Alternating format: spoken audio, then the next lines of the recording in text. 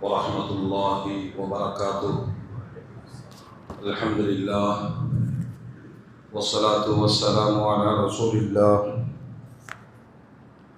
أما بعد، فأعوذ بالله من الشيطان الرجيم. لقد جاءكم رسول من أنفسكم عزيز عليه ما عنتم حريص عليكم بالمؤمنين رؤوف رحيم.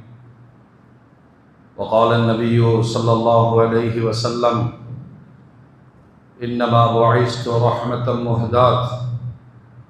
صدق الله العظيم وصدق رسوله النبي الكريم. اللهم صل على سيدنا محمد وعلى آل سيدنا محمد وبارك وسلم وكرم عليه. அளவிலா அருளும் நிகரில் அன்பும் கொண்ட எல்லாம் வல்ல அல்லாஹுவின் திருநாமம் போற்றி ஆரம்பம் செய்கின்றேன். சாந்தியும் சமாதானமும் ஈருலக சர்தார், அகிலத்தின் அருட்கொடை, பிரபஞ்சத்தின் பேரொளி, நம் உயிரினும் மேலான கண்மணி நாயகம் ஹஜ்ரத் முஹம்மதுர் ரசூலுல்லாஹ் ஸல்லல்லாஹு அலைஹி வஸல்லம் அன்னவர்களின் மீதும், அன்னாரின் அடிச்சுவற்றை பின்பற்றி வாழ்ந்து வழிகாட்டிய உத்தம சத்திய சஹாபாக்கள், தாபிஈன்கள், தபஅத் தாபிஈன்கள், அவுலியாக்கள், நாதாக்கள், ஷுஹதாக்கள், குறிப்பாக பரக்கத்து நிறைந்த ரபியுல் அவ்வல் மாதத்தில் ஜும்மாவுடைய நன்னாளில் அல்லாஹ்வுடைய இல்லத்தில் சங்கமித்திருக்கிற நம் மக்கள், உலக மூமின்கள் அனைவர் மீதும் அல்லாஹ்வின் பேரருள் என்றென்றும் நின்று நிலவட்டுமாக. ஆமீன். அல்ஹம்துலில்லாஹ். கண்ணியத்திற்கும் மரியாதைக்கும் உரிய அல்லாஹ்வின் நல்லடியார்களே, அருமையான மூமின்களே, சகோதரர்களே, அல்லாஹ் ஜல்ல ஜலாலுஹு வான்மறையாம் குர்ஆன் ஷரீஃபின் வழியாக அல்லாஹ் உங்களுக்கு செய்திருக்கிற நிஅமத்துகள், அருட்கொடைகளை நினைத்து பாருங்கள். எப்படியெல்லாம் அல்லாஹ் உங்களுக்கு அருள் செய்திருக்கிறான், நிஅமத்து செய்திருக்கிறான், ஹிதாயத்தை தந்திருக்கிறான் என்பதை நீங்கள் எண்ண ஆரம்பித்தால் உங்களால் எண்ணி முடிக்க முடியாத அளவு நிறைய நிஅமத்துகளை அல்லாஹ் வழங்கியிருக்கிறான். அப்படி மனித சமூகத்திற்கு வழங்கப்பட்ட நிஅமத்துகளில் மகத்தான நிஅமத் கண்மணி நாயகம் ஸல்லல்லாஹு அலைஹி வஸல்லம். உலகத்திலே ஏராளமான நபிமார்களை உலக வழிகாட்டியாக அனுப்பிய ரப்புல் ஆலமீன் பெருமானாரோடு அந்த நபித்துவத்தை இறுதியாக்கிவிட்டான். எனக்கு பிறகு நபிமார்கள் இல்லை. காரணம், ஒட்டுமொத்த நபிமார்கள் சமுதாயத்திற்கு வழங்கப்பட்ட அனைத்து ஆற்றலையும் பெருமானாருக்கு வழங்கி நிரந்தர நபியாக கியாமத்து நாள் வரையிலும் உலக சமுதாயத்திற்கு வழிகாட்டியாக அல்லாஹ் நபிகள் நாயகம் ஸல்லல்லாஹு அலைஹி வஸல்லம் அவர்களை தந்தான்.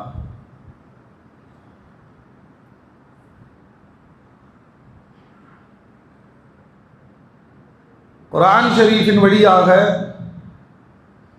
பெருமானாரை அல்லாஹ் அடையாளப்படுத்துகிற பொழுது வமா அர்ஸல்னாக இல்லா ரஹ்மத்தல் லில் ஆலமீன், அகிலங்கள் அனைத்திற்கும் உங்களை ரஹ்மத்தாக, அல்லாஹ்வுடைய அருளாக நாம் தந்திருக்கிறோம். ரப்புல் ஆலமீன் அடையாளப்படுத்துகிற ரஹ்மத்துல் லில் ஆலமீன். 3 வார்த்தைகளை கொண்டு பெருமானாரை அல்லாஹ் அடையாளப்படுத்துகிறான். ஒன்று ரஹ்மத், இன்னொன்று மின்னத், இன்னொன்று நிஅமத். இவைகள் அனைத்திற்குமான பொருள்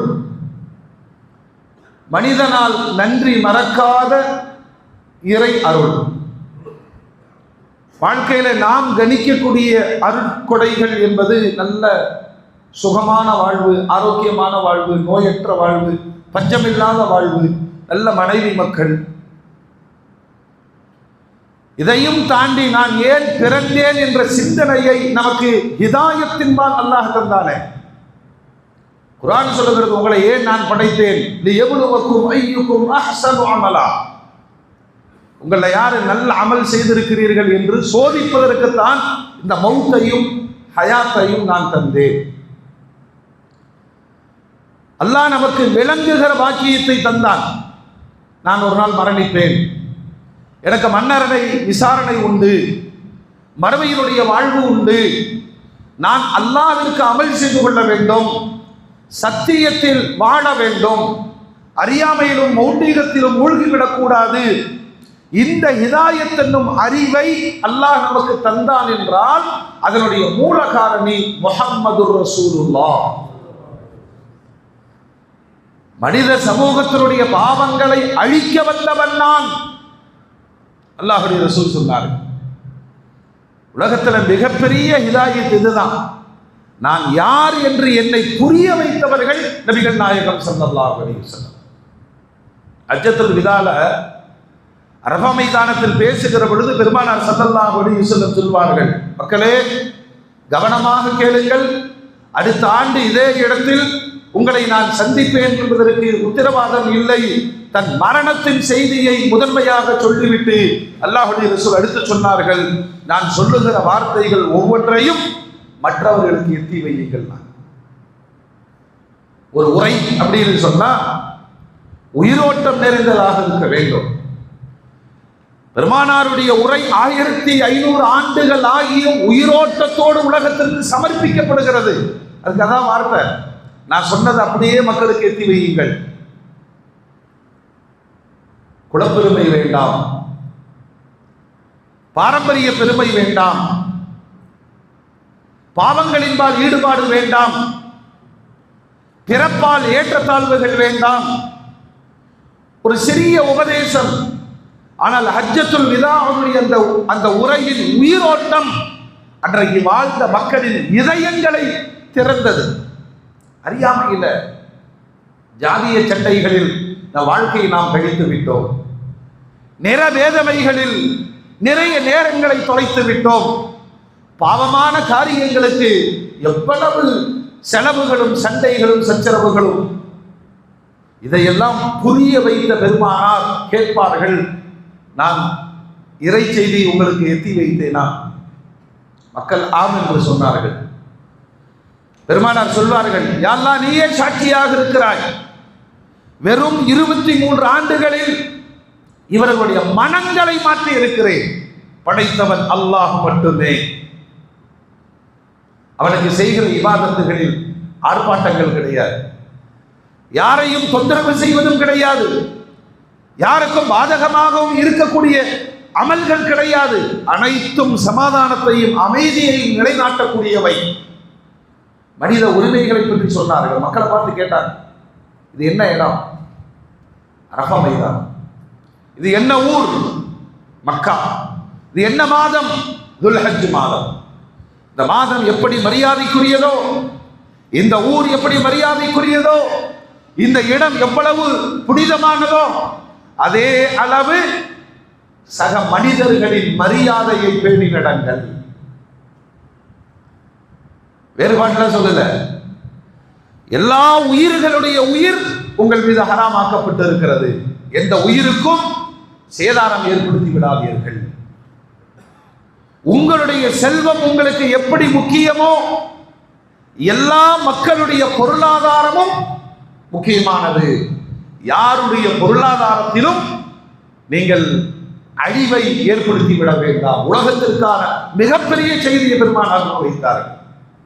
மூணாவது ஒரு வார்த்தை சொன்னாங்க, யாருடைய மானத்தோடும் விளையாடி விடாதீர்கள். அது சிறு குழந்தையோ, பெரியவர்களோ, பெண்களோ, ஆண்களோ, வயோதிகர்களோ. ஒரு மனிதனுடைய மானம் என்பது காபாவுக்கு சமம். ஒரு மனிதரை அவமானப்படுத்தினால் அவனுடைய மானத்திற்கும் மரியாதைக்கும் உங்களால் இடையூறு ஏற்படும் என்று சொன்னால் கவனித்துக் கொள்ளுங்கள் மக்களே. காபத்துல்லாவை தகர்த்தால் எவ்வளவு கொடிய குற்றமோ அந்த குற்றம் சக மனிதனை மானபங்கப்படுத்துகிற பொழுது நிகழ்ந்துவிடும் என்று எந்த மனதையும் இடித்து விடாதீர்கள் என்று அருமைநாயகம் ஸல்லல்லாஹு அலைஹி வஸல்லம் சொன்னார். இது உலக மக்களுக்கான வழிகாட்டுதல். அங்கதான் சொன்னாங்க, காலங்காலமாய் உங்களுடைய மனங்களில் மண்டி கிடந்த அறியாமையினாலதான் நிறைய தவறான வாழ்க்கை முறைகள் வருகிறது. கடைசியில சொல்லிடுறோமா இல்லையா, தெரியாம பண்ணிட்டேன். ஒரு மூமினுக்கு தெரியாமல் என்பது இருக்கவே கூடாது. எது எது அறிவு, எது அனாச்சாரம், எது பாவம், எது தவறு அறிந்து கொள்ளுங்கள். அதற்குத்தான் அல்லாஹ் என்னை அனுப்பி வைத்திருக்கிறான். அந்த சமூகத்தில் பெருமானார் நிகழ்ந்து வந்த அத்தனை கொடுமைகளையும் அங்கு பேசுகிறார்கள். சொன்னாங்க, இந்த சமூகத்தை மாற்றி வதைக்கிற வட்டி என்னும் கொடுமையை நான் இன்றைக்கு தடை செய்கிறேன். நான் எப்படி சொன்னார்கள் தெரியுமா? என்னுடைய குடும்பத்தில் சுற்றி இருக்கிற வட்டி வரவு செலவுகள் அனைத்தையும் நான் தள்ளுபடி செய்கிறேன். நான் ஆனால் உங்களுக்கு சேர வேண்டிய அசல் தொகை உங்களுக்கு வந்து சேர வேண்டும். அதற்கு லாபமாக நீங்கள் தீர்மானித்த வட்டி நான் என் குடும்பத்தில் தள்ளுபடி செய்கிறேன். அங்க முன்னாடி இருந்த 1.25 லட்சம் சஹாபாக்கள் புனிதர்களாக மாறிவிட்டார்கள். எல்லோரும் சொன்னார்கள், எங்கள் குடும்பத்தின் வட்டி யாவும் நாங்கள் தள்ளுபடி செய்கிறோம். வட்டி புதைக்கப்பட்ட நாள் பெருமானாருடைய ஹஜ்ஜத்துல் விதா. நாம ஒரு சமாதானம் சொல்லிட்டு இருக்கோம், அல்லாஹ் நம்மை மன்னிப்பானாக. அப்படி எல்லாம் இல்லாம வாழ முடியாதுன்னு சொல்லிட்டு இருக்கிறோமா இல்லையா? பேசிக்ல இருந்து எஜுகேஷன் லோன், அப்புறம் வீக்கில் லோன், அப்புறம் ஹவுசிங் லோன் எல்லாம் பாதுகாக்கணும். லோன் வாங்கிட்டு ஹஜ்ஜுக்கு போறவங்களும் இருக்கிறாங்க. இது எவ்வளவு பெரிய அறிவுங்கிறது அல்லாஹ் தான் உங்களுக்கு இதாகிட்டு கொடுக்கணும். ஒரு பெரிய சமூகத்தை வட்டியிலிருந்து முழுமையாக விடுவித்தார்கள் பெருமானார். அது எப்படி சாத்தியம்? நீங்க பேங்க் ஆரம்பிச்சீங்களா, பைத்துல் மால் ஆரம்பிச்சீங்களா? மதீனாவிற்கு வந்த பெருமானார் ஸல்லல்லாஹு அலைஹி வஸல்லம் அவங்கள பார்க்கறாங்க, முழு வட்டியில் திளைக்கிற ஒரு சமூகம். அப்படின்னா வட்டி வாங்கி பாதிக்கப்பட்ட சமூகம். நாமளே பாருங்க, வட்டியை பத்தி எப்படி விளங்கி வச்சிருக்கிறோம்னா, வட்டிக்கு கொடுக்கிறவனை எல்லாரும் சேர்ந்து திட்டுவோம், வாங்குறவன பாவங்க, தப்பு. அல்லாஹ்வுடைய ரசூல் சொல்வாங்க, வட்டிக்கு கொடுப்பவன், வட்டிக்கு வாங்குபவன், வட்டிக்கு கையெழுத்து போடுபவன், வட்டி கணக்கை எழுதுபவன், வட்டிக்காக வாடகைக்கு விடக்கூடியவன், வட்டிக்கு சாட்சி கையெழுத்து போடுபவன், எல்லோரும் குற்றவாளிகள். அப்படின்னா இது என் ஈமான் சார்ந்தது. நான் வாங்க மாட்டேன், நான் கொடுக்க மாட்டேன், நான் கண்டிப்பேன். அல்லாஹ் வேறு வழியில் பரக்கத்தை செய்வான். வட்டியின் வாடையை நுகராமல் வாழுகிற மூமின்களும் உலகத்தில் இருக்கத்தான் செய்கிறார். அப்படிலாம் இல்லைன்னு சொல்ல முடியாது. நம்மளை சமாதானப்படுத்துறதுக்கு எல்லாரையும் சேர்த்துக்குவோம். யார் வாங்கல, யார் வாங்கல, ஏன் எல்லாரும் நரகத்துக்கு போன நீங்க போவையா? மதீனாவிற்கு வருகிற பெருமானார் கேட்கிறார்கள், உங்க நிலைமை என்ன? யா ரசூலல்லாஹ், சூழ்ச்சிக்காரர்கள் யூதர்கள். நாங்கெல்லாம் விவசாயி, வருஷத்துல ஒரு அறுவடை அல்லது 2 அறுவடை தான் பார்ப்போம். இந்த அறுவடை, அதற்கு முன்னால் விதைத்தல், இதில் இருக்கிற செலவுகளை எங்களால் காட்ட முடியாது. வாலண்டரியாக வந்து பணம் வச்சுக்கன்னு கொடுப்பாங்க. நமக்கு ஒரு நாளைக்கு 10 ஃபோன் வருதா இல்லையா? அழகாக கூப்பிடுவாங்க, உங்களுக்கு லோன் எலிஜிபிள் ஆயிடுச்சு, நீங்கள் வட்டி வாங்குறதுக்கு தகுதியானவர். அவ்வளோ சந்தோஷம் நமக்கு. வாடகை பணத்தில் சொந்த வீடு கட்டலாம், அப்படி இருக்கிறாங்க இல்லையா? ஏதாவது ஒரு பலகீனம், அவங்க எல்லாம் சொன்னாங்க, யார சொல்ல என்ன செய்யறது, மாட்டிட்டோமே. நான் சொல்றேன், இனிமேல் இந்த தேதியிலிருந்து எங்கள் வட்டி வாங்க மாட்டோம், வட்டிக்கு வாங்க மாட்டோம் முடிவு செய்யுங்கள். அப்புறம் யார சொல்லலாம், எப்படி ஓட்டுறது? ரன்னிங் ஆகணுமா இல்லையா? வாங்காதீங்க, கொடுக்க வருவார்களே வரட்டும், வாங்கிய பணத்திற்கு வட்டி வசூலிக்க வருவார்களே வரட்டும். சொல்லிவிட்டு தன் சமுதாயத்திற்கு சொன்னார்கள், செல்வந்தர்களும் நடுத்தர மக்களும் கொஞ்சம் வசதி வாய்ப்பு உள்ளவங்க, நீங்க முதல்ல கடன் கொடுத்து பழகுங்கள். அல்லாஹ் கடனை ஒரு இபாதத்தாக இந்த உம்மத்திற்கு ஆக்கி இருக்கிறான். நம்ம கடையில வீட்டில எல்லாம் பெரிய போர்டு வச்சிருக்கோம், கடன் அன்பை குறிக்கும், சில நேரங்களில் இடுப்பையும் குறிக்கும், எலும்பையும் குறிக்கும். பெரிய தத்துவவாதி. என் சமுதாயம் வட்டியில் விழுந்து விடக் கூடாது என்று சொன்னால் முதலில் நீங்கள் கடன் கொடுங்கள். 2 பேத்துக்கும் சொன்னாங்க, நீ கடன் வாங்குறவன் திருப்பி கொடுக்கணும்னு நினை, அல்லாஹ் உதவி செய்வான். அல்லாஹ் உதவி செய்வான். கடன் வாங்கி ஏமாற்றி விட்டு நீ இறந்து போனால் உன்னுடைய ஜனாசா தொழுகை நடத்தக்கூடாது என்று சொன்னார்கள். 2 பக்கம் நியாயத்தை பெருமானார் சொன்னார்கள். சரி, கடனை சமூகத்தில் வடமையாக்கி விட்டால் என்ன நடக்கும்? சொல்லுங்க, என்ன நடக்கும்? டெய்லிங்க காய்கறி வியாபாரி, மீன் வியாபாரி, கைவண்டி வியாபாரி எங்க போறாங்க? அவங்கள போக வேண்டியதில்லை, மீன் மார்க்கெட்டு முன்னாடியே நிற்பான். பரக்கத்தா வாங்கிட்டு போய் பட்ஜெட் நேரத்தில் தொழிலில் முதலீடு பண்ணிட்டு அது கரெக்டாக மகரிப் நேரத்தில் வந்து நிற்பான். 10க்கு 11, சில இடத்துல 21.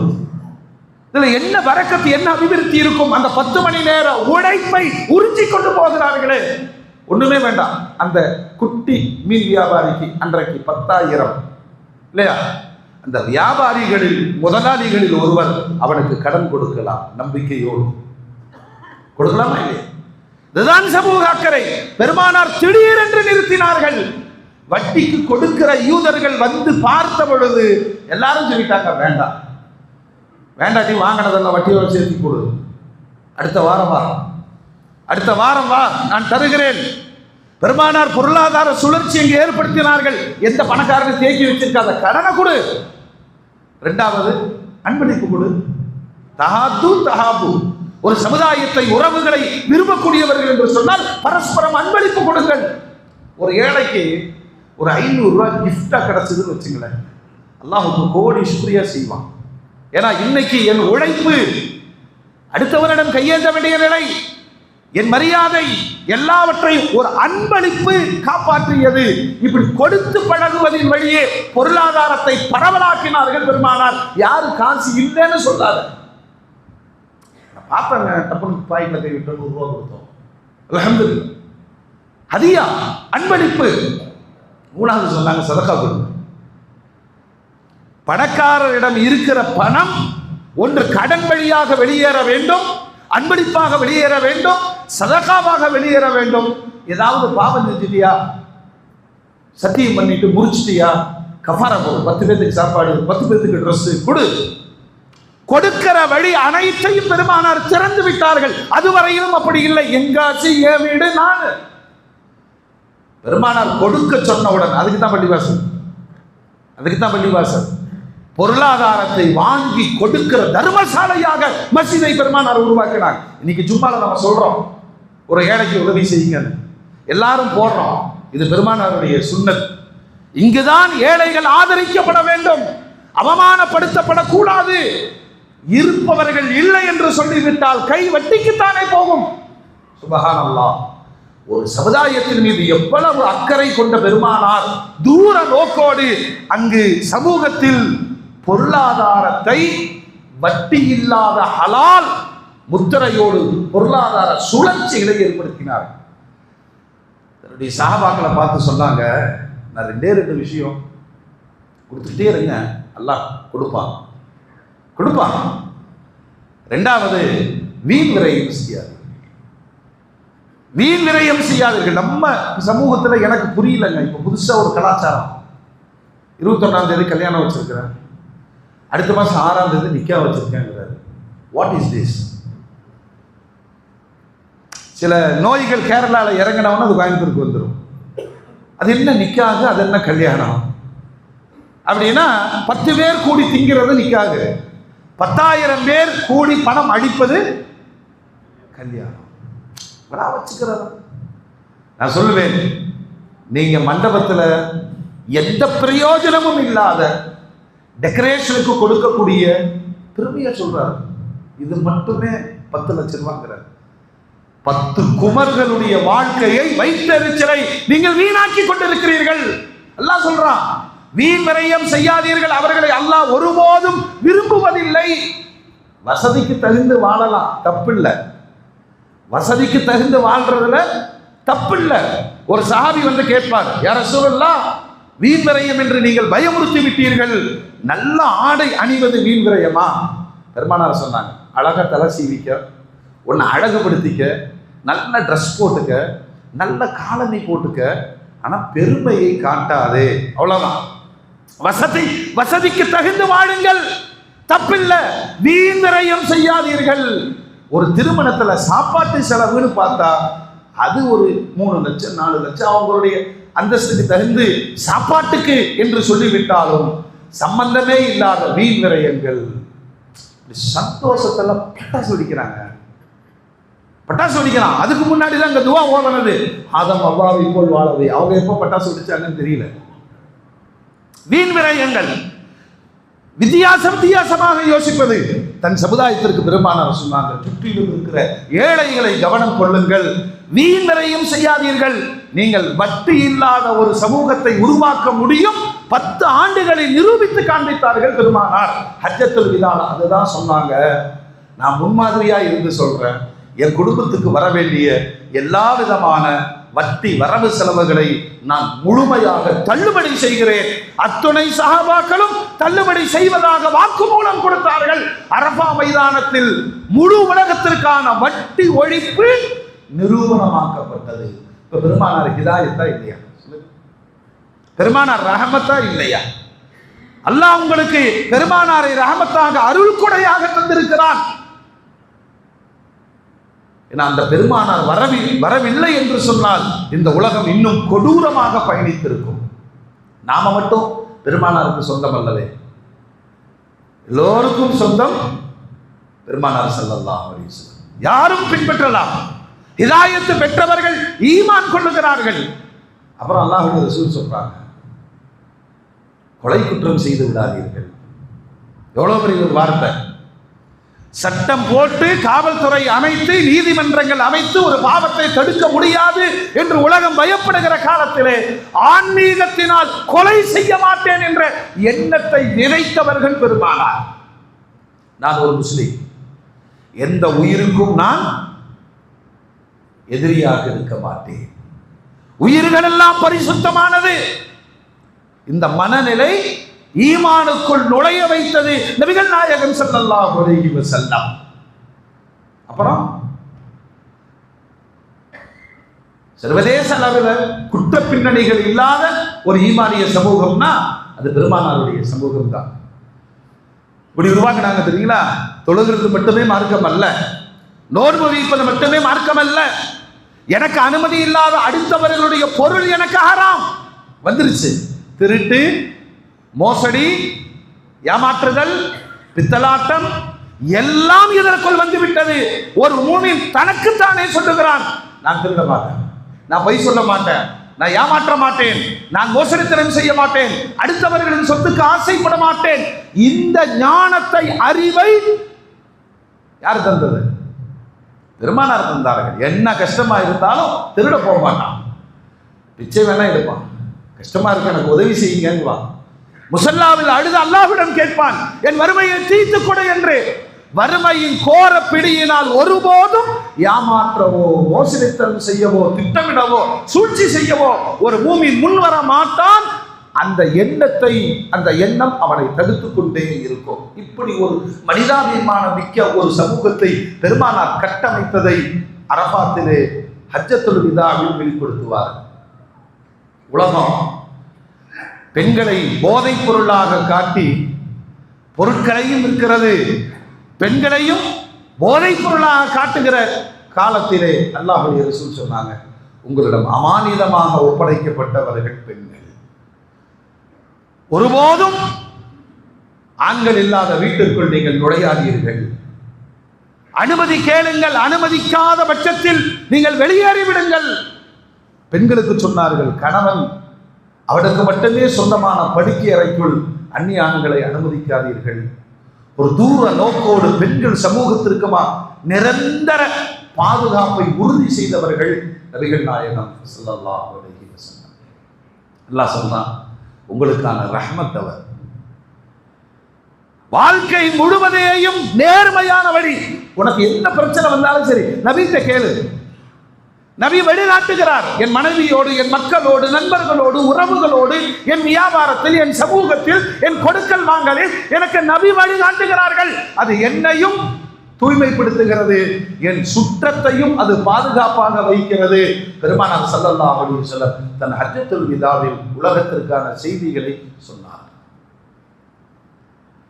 மூமின்களே, அதனாலதான் நம்முடைய ஈமான் ரொம்ப அழுத்தமா இருக்கணும். லா இலாஹ இல்லல்லாஹ் முஹம்மது ரசூலுல்லாஹ் சமமா பார்க்கணும், சமமா பார்க்கணும். வணக்கத்திற்குரியவன் அல்லாஹ், நோ காம்ப்ரமைஸ். பின்பற்ற தகுதியான தலைவர் முஹம்மது ரசூலுல்லாஹ். நான் இதை நம்புவேன், அதை நம்ப மாட்டேன்னா ஈமான் பறிபோகுது. இன்னும் சொல்ல போனால் முஹம்மது ரசூலுல்லாவை முழுமையாக விளங்கிய ஒருவர் தான் லா இலாஹ இல்லல்லாஹ்வில் உறுதியாக இருக்க முடியும். எல்லாத்தையும் பெருமானார் பேசினாங்களே, தௌஹீதுனா என்ன, அல்லாஹ் ஒருவன் என்பதை நீ எப்படி நம்ப வேண்டும், எந்த வழிமுறையில் இருக்க வேண்டும். கொஞ்சம் ஏமாந்தோம்னா அல்லாஹ்வுக்கு உருவம் இருக்கிறது என்று கற்பனையை சைத்தான் தூண்டி விடுவார்.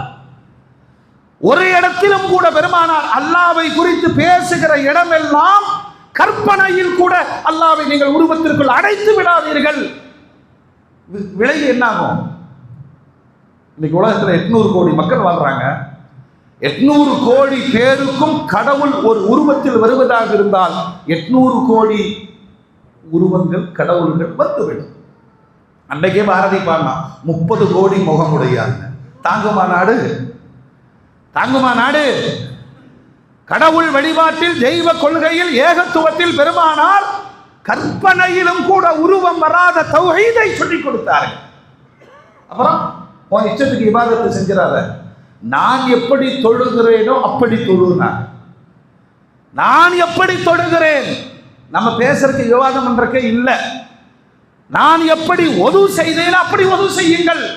ஏங்க ஒது செய்யும் போது கரெக்டா கைகளை கோதி 3 முறை வாய்க்குப்படுத்து, நாசிக்கு தண்ணீர் செலுத்தி, அளவு பார்த்து, ஏன் என் நபி அப்படி செய்து காண்பித்தார்.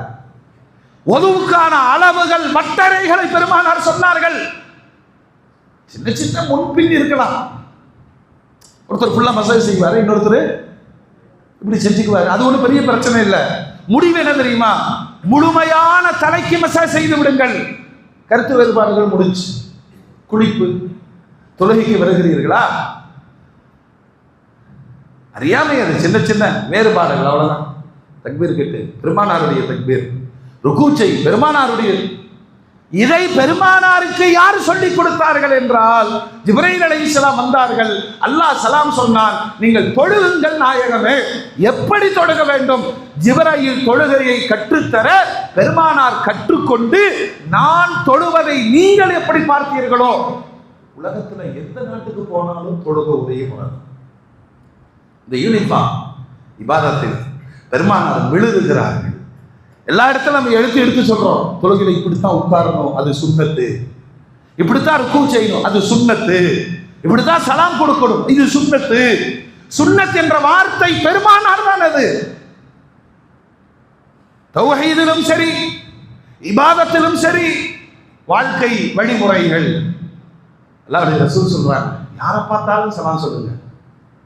இது நம்ம சாதாரணமா கடந்து போறோம். யாரை பார்த்தாலும் சலாம் சொல்லணும். அப்படி கடக்கிற விஷயமான்னு கேட்டா, ஒரு சமூகத்தில் இருக்கிற பகை, குரோதங்கள், வெறுப்புகள், இதையெல்லாம் இந்த சலாம் ஒழித்து கொண்டே இருக்கிறது. ஒருத்தர் மேல வெறுப்புங்க, அந்த வெறுப்பு கொஞ்சம் கொஞ்சமா பகையாகிறது. அந்த பகை வஞ்சகமாக மாறும். ஒரு நேரத்தில் பழிவாங்க துடிக்கிறது. அல்லாஹ்வுடைய ரசூல் சொன்னார்கள், 3 நாளைக்கு மேல பேசாம இருக்கிறார், அந்த பகையை ஒழிச்சிடுங்கிறாங்க. உங்களை நல்லவர் யார் தெரியுமா? சண்டை சச்சரவுக்கு பிறகு யார் முதலில் சலாம் சொல்லுகிறாரோ அவர் நல்லவர். நாயகமே, நான் சலாம் சொன்னேன், அவர் பதில் தரவில்லை, அல்லாஹ் உன்னை பாவத்திலிருந்து காப்பாற்றி விட்டார். பல பேருக்கு இது கேள்வி இருக்கும், நான் இவ்வளவோ சலாம் சொல்லியிருக்கேன், அந்த ஆள் பதில் சொல்லாம மூஞ்சி திரும்பிட்டு போயிடுறாரு. பெருமானார் சொன்னாங்க, குற்றத்திலிருந்து நீ பாதுகாக்கப்பட்டு இருக்கிறாய். உன்னுடைய பெரிய மனம். ஏங்க, யாரு போய் சமாதானப்படுத்தி இந்த நண்பர்களுக்குள்ள ஏற்படுகிற சிக்கல்கள், குடும்பத்தில் ஏற்படுகிற சிக்கல்கள், இதை யாரால் தீர்க்க முடியும்? எப்படி பேச்சுவார்த்தை நடத்துவீர்கள்? அல்லாஹ்வுடைய ரசூல் முகமன் வழியே சொன்னார்கள். பிடிக்கல ஜும்மாக்கு வந்தார், ஸலாம் அலைக்கும், ஒரு மாதிரி நெளிஞ்சிட்டு வேற வழி இல்லை, வலைக்கும் அஸ்ஸலாம். அந்த பாதி பகை குறைந்தது. ஜும்மா தொழுதுட்டு போகும்போது அதே நபர் ஏதோச்சியாக வந்தார், ஸலாம் அலைக்கும், முசாஃபா செஞ்சார். முக்கா பகை தீர்ந்தது. எதிர்பாராத விதத்தில் கட்டி மானக்கா செய்தார், முழு பகையும் முறிந்தது. கோபத்தில் இதை தெரியாம பேசிட்டேன் மச்சான், ஏன் மச்சான், 2 மச்சான் சேர்ந்து சாப்பிட போகுது பிரியாணி, சண்டை போட்டால் பிரியாணி கிடைக்கும். யோசிங்களேன், ஏதோ ஸலாம் அலைக்கும் அப்படிங்கிற வார்த்தை அல்ல, முழு மனித சமூகத்தில் பகை ஒழிப்பிற்கான மிக இலகுவான வழி சலாத்தை ஊதுங்கள் என்று சொன்னார்கள் பெருமானார். அப்சுஸ் ஸலாம பைனக்கும், உங்களுக்கு மத்தியில மூச்சு விடுவதை போல சலாம் சொல்லிக்கிட்டே இருங்க. அதனாலதான் சஹாபாக்கள் சந்தைகளுக்கு போவார்களாம், ஏன்னா அதிகமா சலாம் சொல்லலாம். எத்தனை முறை வேணாலும் சலாம் சொல்லலாம். நம்ம போற ஒருத்தர் சலாம் சொல்றாரு, அலைக்கும் சலாம் சொல்லிட்டோம், திரும்ப வந்து மறுபடியும் ஸலாம் அலைக்குங்கிறாரு, சரி வலைக்கும் அஸ்ஸலாம், 3வது சொல்லும்போது என்னை வச்சு எதுவும் அந்த முடிவுக்கு வந்துடுவோம். அல்லாஹ்வுடைய ரசூல் சொன்னாங்க, சொல்லிக்கிட்டே இருக்கேன். எப்படிப்பட்ட குரோதத்தையும் அது மறைத்துவிடும். ஒரு சமூகம் அமைதியோடு வாழ்வதற்கான சலாம் உலக சமூகத்திற்கு பெருமானார் என்ற ரஹமத்தின் வழியே கிடைத்தது.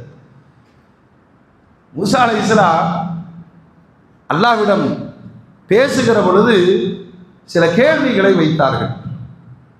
யா அல்லாஹ், நீ எனக்கு தந்த தௌராத் வேதத்தை நான் வாசிக்கிறேன், அதில் ஒரு சமுதாயம், கடைசி நபியினுடைய உம்மத், நம்மளை தான் சொல்றாரு, வருவார்கள். அவர்கள் பரஸ்பரம் மற்றவர்களுக்கு பரிந்துரையாளர்களாகவும் பரிந்துரை செய்யப்படும் நபர்களாகவும் இருப்பார்கள். ரொம்ப ஆச்சரியமா இருந்துச்சு. ஏன்னா உங்ககிட்ட வந்து ரெக்கமெண்டேஷனுக்கு யாரும் நிற்க முடியாது இல்லையா? ஆனால் ஒரு உம்மத்திற்கே இப்படிப்பட்ட சிறப்பை நீ வழங்கி இருக்கிறாய். எனக்கு ஏன் சமுதாயம், நான் நபி என்பதை விட அந்த உம்மத்தில் ஒருவனாக நான் இருக்க ஆசைப்படுகிறேன். மூசா அலைஹிஸ்ஸலாம் இந்த உம்மத்தின் மகிமையை அல்லாஹ்விடத்தில் சொல்லி காண்பிக்கிறார். பாருங்க, நபிமார்கள் ஷஃபாத் செய்வார் இல்லையா? இந்த உம்மத்துல ஷுஹதாக்கள், அல்லாஹ்வுடைய மார்க்கத்திற்காக போராடி உயிரிழக்கக்கூடியவர்கள் ஷஃபாத் செய்வார். நம் குடும்பங்களில் பச்சிடம் குழந்தைகளாக மரணித்தவர்கள் ஷஃபாத் செய்வார்கள். குர்ஆனை மரணம் செய்த ஹாஃபிதுகள் ஷஃபாத் செய்வார்கள். தான் மூசா அலைஹிஸ்ஸலாம் சொல்றாங்க, இவங்க ஷஃபாத் செய்யக்கூடியவங்களாக இருப்பாங்க, இவர்களுக்கு ஷஃபாத் செய்தால் ஏற்றுக்கொள்ளப்படும். எனக்கும் என் உம்மத்துக்கும் இந்த கேரண்டி கிடையாது, அந்த உம்மத்தில் ஒருவராக என்னை ஆக்கி இருக்கலாமே. 2வது சொல்றாரு, நான் வேதத்தில் படிச்சு பார்க்கிற ஒரு சமுதாயத்திற்கு நீ 5 நேர தொழுகையை கடமையாக்குவ, அதுவே அவர்களின் பாவங்களை மன்னித்து விடும். நம்ம இதை தொழுதுட்டு போறோம்னு நினைக்கிறோம், அன்றாட நம்முடைய கணக்கு அக்கௌண்ட் க்ளோஸ் ஆகுது. பயப்படணுமா இல்லையா? மரணத்தினுடைய நேரத்தில் மூட்டை மூட்டையாக பாவங்களோடு மறுமையினுடைய பயணம் தொடங்குவதற்கு முன்பாக தொழுது கொள்ளுங்கள். இந்த ஐகால தொழுகை இடையில் ஏற்பட்ட பாவங்களை மன்னிக்கும். ஜும்மாவுடைய தொழுகை ஒரு வாரத்தின் பாவங்களை மன்னிக்கும். ஒரு ரமலான் ஆண்டினுடைய பாவத்தை மன்னிக்கிறது. ஒரு உம்ரா இடையில் ஏற்பட்ட பாவங்களை மன்னிக்கிறது. ஒரு ஹஜ் வாழ்க்கை முழுவதும் நிகழ்ந்த பாவங்களை மன்னிக்கிறது. ஒரு மூமின் அல்லாஹ்வின் மீது அதீத நம்பிக்கையோடு சரியாக வாழ்வார் என்று சொன்னால் அவருக்கு ரூஹ் பிரிகிற பொழுது பாவங்கள் இல்லாத பரிசுத்தமான மனிதராக அல்லாஹ்விடத்தில் பயணிப்பார். இந்த உம்மத்திற்கு வழங்கப்பட்ட பாக்கியம். மூசா அலைஹிஸ்ஸலாம் ஏன் அப்படி சொல்றாங்க தெரியுமா? அவர் சமுதாயத்துக்கு சட்டங்கள் கடுமையா இருந்துச்சு. இப்படி ஒரு சட்டம் இருந்துச்சு, பாவம் செஞ்சுட்டா பரிகாரம் என்ன தெரியுமா? அவனே தன் பாவத்தை வெளிப்படுத்த வேண்டும். அதனால திருடனவ மறுநாள் மக்கள் பார்க்கிற இடத்தில் நான் திருடி விட்டேன் அப்படின்னு எழுதிட்டு கையில் வைக்கிறோம். இன்னைக்கு நமக்கு அந்த சட்டம் இருந்துச்சுன்னா ஜும்மாவுக்கு இங்கே கூட்டத்தை விட ரோட்டில் தான் கூட்டம் ஜாஸ்தியாக இருக்கு. அவ்வளோ பாவங்கள் அல்லாஹ் மறைக்கிறான் பாவங்கள் அனைத்தையும் அல்லாஹ் மன்னிக்கிறான். அதனால தான் பெருமானார் சொன்னார்கள், அல்லாஹ்விற்கு கோபம் ஏற்படுத்தக்கூடிய செயல் என்ன தெரியுமா? அடியானின் பாவத்தை அவன் மறைக்கிறான், வெட்கமில்லாமல் தான் செய்த பாவத்தை எவன் வெளியே பேசுகிறானோ அல்லாஹ் கடும் கோபம் அடைகிறான். நீ உபச்சாரம் செஞ்சுட்ட, அல்லாஹ் மறைச்சிட்டான். நீ போன் போட்டு எல்லாத்துக்கும் சொல்ற மகள செம்ம செய்த பாவத்தை அல்லாஹ் மறைக்கிறான். எவன் தன்னுடைய பாவத்தை தானே வெளியே பேசுகிறானோ அவனை பார்த்து ரப்புல் ஆலமீன் கடும் கோபம் கொள்ளுகிறான், மன்னிக்க மாட்டான் என்று பெருமானார் சொன்னார். எவ்வளவு பெரிய ரஹ்மத், எவ்வளவு பெரிய அருட்கொடை! பெருமானார் என்ற இந்த ரஹ்மத்து தான் நம்ம இப்படி வாழ வைக்கிறது. ஆனா மூசா அலைஹிஸ்ஸலாம் சமூகத்தில் அப்படி அல்ல.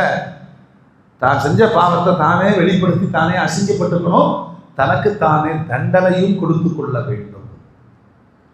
அடுத்து மூசா அலைஹிஸ்ஸலாம் சொல்றாங்க, அந்த உம்மத் எந்த உம்மத்?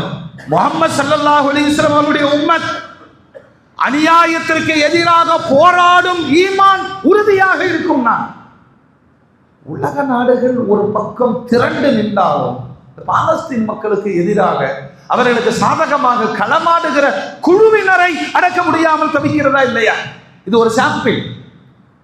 அல்லாஹ்வுடைய ரசூல் சொன்னார், நீங்கள்லாம் சோம்பேறியா இருந்துட்டு போங்க, கண்டுக்காம இருந்துட்டு போங்க, ஆனால் ஒரு குழுவை அல்லாஹ் வைத்திருப்பான் தன் தீனுக்காக, தன் ஈமானுக்காக கியாமத்து வரையிலும் போராடி கொண்டே இருக்கும். அப்படி ஒரு குழு அல்லாஹ் நிரந்தரமாக வைப்பான். மூசா அலைஹிஸ்ஸலாம் சொல்றாங்க, அந்த போராட்டத்தினுடைய வெகுமதி என்னன்னா, இந்த உம்மத்து தான் தஜ்ஜாலை கொல்லும். அது பெரிய பாக்கியம். ஏன்னா தன்னையே கடவுள்னு சொல்லுவான், நெற்றியில காஃபிர் என்று எழுதப்பட்டிருக்கும். அஞ்சாமல் அவனை எதிர்த்து நின்று அவனை படுகொலை செய்கிற ஆற்றல் எந்த உம்மத்திற்கு இருக்கிறதோ அந்த உம்மத் முஹம்மது ஸல்லல்லாஹு அலைஹி வஸல்லம் அவர்களால் உருவாக்கப்பட்ட உம்மத். அடுத்து சொல்றான், வேற சமுதாயத்துக்கு கிடைக்காத பெரிய ஞானத்து தங்களுடைய சுத்தத்தை நீரிலும் மண்ணிலும் பயன்படுத்துவார்கள். ஒது மற்றும் தயம்மம். ஒது மற்றும் தயம்முமை பரிசோதனையாகவாவது வாழ்க்கையில பயன்படுத்தி பார்த்திருக்கணும். அதுக்கான சந்தர்ப்பங்கள் வரும். மருத்துவமனையிலோ வீட்டிலோ இயலாத நேரத்தில் ஆக்சிடென்ட் ஆகி கட்டுப்பட்டு இருக்கும், தயமும் செய்து தொழுது பார்க்கலாம். அப்படி ஒரு ஞாபகத்தை அனுபவிக்கணுமா இல்லையா? எளிமையான வழி. தண்ணீர் என்ன சுத்தத்தை தருமோ அதே சுத்தத்தை மண் தரும். அறிவு சொல்லாது, அறிவு சொல்லாது. இப்படி நீரிலும் மண்ணிலும் சுத்தத்தை செய்கிற ஒரு உம்மத்தை பார்த்து பெருமிதம் அடைகிறேன். அது முஹம்மது ஸல்லல்லாஹு அலைஹி வஸல்லம் அவர்களால் உருவாக்கப்பட்ட உம்மத். யா அல்லாஹ், நான் வேதத்தில் படிக்கிறேன், சதக்காக்கள் எல்லாருக்கும் கொடுப்பாங்களாமா? ஆச்சரியமா பேசுகிறார்கள். ஏன்னா பெருமானாருக்கு முன்னால் சதக்காங்கிறது கழிவு. சதக்காங்கிறது கொண்டு போய் தூக்கி எறிந்து விட வேண்டும், பயன்படுத்தக்கூடாது. ஆனால் அல்லாஹ்வுடைய ரசூல், அது பணக்காரர்களுக்கு கழிவு, ஏழைகளுக்கு அது ஹலாலாக்கப்பட்டது. எந்த பொருளாதாரமும் வீணடிக்க கூடாது, எந்த உணவுப் பொருளையும் வீணடிக்க கூடாது. ஆடு மாடு ஒட்டகம் குர்பான் கொடுத்தாலும், சதக்கா செய்தாலும், அக்கீகா கொடுத்தாலும் ஏழைகளுக்கு கொடுங்கள். இந்த தர்மம் அப்படிங்கிறது இன்னொரு உயிர்களை வாழ வைக்கும்படி அது இந்த உம்மத்திற்கு மட்டும்தான் ஹலாலாக்கப்பட்டிருக்கு. என் சமுதாயத்தில் அப்படி இல்லை. ஆடு அறுத்து நேர்ச்சினா தூக்கி எறிஞ்சு தொடக்கூடாது. ஆனால் அந்த உம்மத்திற்கு, பணக்காரர்களுக்கு அது ஹராம், ஏழைகளுக்கு ஹலால். சதகாவை பகிர்ந்துள்ள சொன்ன ஒரு நபி, இந்த பொருளாதாரத்தினுடைய பகிர்மானம். அந்த உம்மத், நான் ஆச்சரியப்படுகிறேன். மூசா அலைஹிஸ்ஸலாம் சொல்லுவாங்க, இந்த உம்மத்தை பார்த்து நான் பொறாமப்படுறேன். ஒரு நன்மை செய்யணும்னு நினைச்சாலே குடி கொடுத்தேன். நாளையிலிருந்து இன்ஷா அல்லாஹ் கரெக்டாக பஜ்ர் தொழுதுறணும். நினைத்தாலே அல்லாஹ் கூலி கொடுக்கிறான். செய்ய ஆரம்பித்தால் ஒன்றுக்கு 10, ஒன்றுக்கு 10. என் சமுதாயத்துக்கு அப்படி இல்லையே. பாவம் செய்ய நினைத்தால் மலக்குமார்கள் அதை பதிவு செய்யறதே இல்லை. பாவமே செய்து விட்டாலும் தௌபா செய்கிறானா என்று வானவர்கள் எதிர்பார்த்து காத்திருக்க வேண்டும் என்று அல்லாஹ் ஆணையிடுகிறான். அப்படி அவர் தௌபா செய்யலனா ஒரு பாவத்திற்கு ஒரு பாவம் மட்டுமே எழுதப்படுகிறது. அல்லாஹ்வுடைய ரஹ்மத்தின் மிக பெரும் விசாலம் முஹம்மது ஸல்லல்லாஹு அலைஹி வஸல்லம் உம்மத்திற்கு வழங்கப்பட்டிருக்கிறது. நான் அந்த உம்மத்தில் ஒருவனாக இருந்திருக்க வேண்டும். மூசா அலைஹிஸ்ஸலாம் சொன்னாங்க. ரொம்ப ஆச்சரியப்பட்டுட்டு அல்லாஹ் தௌராத்தில் நீ எழுதியிருக்கிற ஒரு உம்மத்தில் 70,000 பேர் விசாரணை இல்லாமல் மறுமையில் சொர்க்கத்திற்கு போய்விடுவார்கள். அவங்க எப்படி சொர்க்கத்துக்கு வந்தாங்கன்னு மலக்குமார்களுக்கே தெரியாது. இவ்வளவு பெரிய கருணை என் சமுதாயத்திற்கு இல்லை, முன்னர் வாழ்ந்த சமுதாயத்திற்கு இல்லை. உனது அருட்கொடையாக நீ அடையாளப்படுத்தும் முஹம்மது ரசூலுல்லாஹ் அவர்களுடைய உம்மத்திற்கு நீ செய்த பெரிய பாக்கியம். அடுத்து சொன்னாங்க, நபிமார்களுடைய டியூட்டியை ஒரு சமுதாயத்திற்கு நீ வழங்கி இருக்கேனா அது உம்மத்தே முஹம்மதியா தான். நபிமார்களுடைய டியூட்டி என்ன? நல்லதை ஏவுவது, சொல்லுங்க, கெட்டதை தடுப்பது. அதை நாங்க மட்டும்தான் செய்யறோம். ஆனால் ஒரு உம்மத் சமுதாயமே செய்யும். தொழுலையா? போப்பா தொழுதுட்டு வாப்பா. என்னப்பா இப்படி ஒழுக்கம் இல்லாமல் இருக்கிற? ட்ரெஸ்ஸை கரெக்டா போடப்பா. நல்லதை சொல்லிக்கொண்டே இருப்பார்கள், தவறுகளை தடுத்து கொண்டே இருப்பார்கள். அத்துணை நபிமார்களும் செய்த பணியை ஒரு சமுதாயமே செய்யும். அதுதான் உம்மத்தே முஹம்மதியா. என்னை அந்த உம்மத்தில் ஒரு பிரஜையாக ஆக்கி இருக்க வேண்டாமா? மூசா அலைஹிஸ்ஸலாம் சொல்றாங்க, உலகத்துல கடைசி உம்மத் நாமதான், உம்மத்தே முஹம்மதியா. ஆனால் மறுமையில் முதலாய் எழுப்பப்படும் உம்மத் இதுதான். நாம தான் ஃபர்ஸ்ட். ஆதம் அலைஹிஸ்ஸலாத்துடைய சமுதாயம் கடைசியாக எழுப்பப்படுவார்கள். மூசா அலைஹிஸ்ஸலாம் அல்லாஹ் சொல்றாங்க, எவ்வளவு சிறப்புகள்! ஒரு சமுதாயத்திற்கு இவ்வளவு சிறப்பு என்று சொன்னால் அந்த சமுதாயத்தை கட்டமைத்து வடிவமைத்து உருவாக்கி வழிகாட்டி நிரந்தரமாக அவர்களை வழிநடத்தி கொண்டிருக்கிற முஹம்மது ஸல்லல்லாஹு அலைஹி வஸல்லம் நெஞ்சத்தில் வைத்து போற்றி அவர்கள் மீது ஸலவாத்து சொல்பவன் பெருமானாருக்கு நெருக்கமாக மறுமையில் இருப்பார்கள். அல்லாஹ்விடத்திலே மிகப்பெரிய வெற்றியை பெற்றுக் கொள்வார்கள் என்ற சுப செய்திகளை நபிமார்கள் முன்னறிவிப்பு செய்துவிட்டு போன பெருமானாரின் வருகை மீலாத் நம் சமூகத்திற்கு மட்டுமல்ல உலகம் முழுமைக்கும் போய் சேர வேண்டிய ஒற்றை தலைமை முஹம்மது ரசூலுல்லாஹ். அல்லாஹு தஆலா அந்த நபி மீது உயிரன்பு கொண்டு நாவுகளால் ஸலவாத்து சொல்லி கல்புகளால் ரசிக்கிற அல்லாஹ்வுடைய ரசூல் சொல்றாங்க, உன் மனசுல உட்கார்ந்து இருக்கிற மனைவி, மக்கள், சொத்து, சுகம், நண்பர்கள் எல்லாத்தையும் விட நான் உட்கார்ந்து கொடுங்கிறாங்க. அது இருக்கான்னு பரிசோதனை செய்யணும். எனக்கு நபி தான் முதன்மையாக பிடிக்கும். இப்படி பிடிச்சா என்ன நடக்கும் தெரியுமா? இமாம் புகாரி ரஹ்மத்துல்லாஹி அலைஹி எழுதுறாங்க, வார்த்த ஒரு சமுதாயம், பெருமானார் யாரை வார்த்தெடுத்தார்கள் அந்த சமூகம். இமாம் புகாரி எழுதுறாங்க, என்ன மக்களப்பா! உர்வத் இப்னு மஸ்ஊத் ஸகஃபி அந்த ஹுதைபியா உடன்படிக்கையில பெருமானார்ட்ட பேச்சுவார்த்தை நடத்த போறாரு. அவர் தான் இந்த பின்னாடி இஸ்லாத்தை ஏற்றுக்கொண்டு இந்த ஹதீஸை அறிவிக்கிறாரு. நான் காபிர்கள் சார்பாக தூதரா போய் நிற்கிறேன், நபியையும் அவருடைய உம்மத்தையும் பார்க்கிறேன். இப்படி ஒரு ஈடுபாடு கொண்ட உம்மத்தை உலகத்தில் நான் எங்கும் பார்த்ததில்லை. நான் ரோமுக்கு போயிருக்கிறேன், பாரசீகத்திற்கு போயிருக்கிறேன், பெரும்பெரும் அரசர்கள் ராஜாக்களுடைய அரசவைகளுக்கெல்லாம் தூதுவராக போயிருக்கிறேன். அவரவர்கள் தங்களுடைய ராஜாக்களுக்கு தருகிற மரியாதையை விட உயிரை தருகிற மரியாதையை முஹம்மது ரசூலுல்லாஹ்வின் உம்மத்தில் நான் பார்த்தேன். அவர் காரில் உமிழ்ந்தால் எடுத்து பூசிக் கொள்கிறார்கள். இது என்ன காதல்? இது அப்படி நடக்குமா? சொல்லுங்க, அப்படி நடக்குமா? நம்ம குடிச்சிட்டு வச்ச கிலாசத்தை தொட மாட்டேங்க. காரி உமிழ்ந்தால் எடுத்து பூசிக் கொள்கிறார்கள். அவருடைய ரோமம் விழுந்தால் எடுத்து மடித்து வைத்துக் கொள்கிறார்கள். அவர் பேசினால் கூர்ந்து கவனிக்கிறார்கள். யாரும் அவரை நேருக்கு நேர் கண்களால் சந்திப்பதில்லை. தலைகுனிந்து அமர்ந்திருக்கிறார்கள். செடிகள் என்று நம்பி பறவைகள் அமர்ந்து செல்லுகிற அளவுக்கு அமைதியான மனிதர்கள். அவர் சொன்னால் பாய்ந்து செயல்படுகிறார்கள். ஒது செய்வதற்காக தண்ணீரை கேட்டால் ஓடோடி கொண்டு வந்து கொடுக்கிறார்கள். அவர் பயன்படுத்திய ஒதுவின் தண்ணீர் தரையில் வீழ்வதில்லை, எல்லாருடைய கரங்களில் வீழ்கிறது. எடுத்து பரக்கத் என்று உடல் முழுவதும் பூசிக்கொள்ளுகிறார்கள், பருகுகிறார்கள். இப்படி ஒரு உயிர் கொடுக்கிற உம்மத்தை நாங்கள் பார்த்ததில்லை.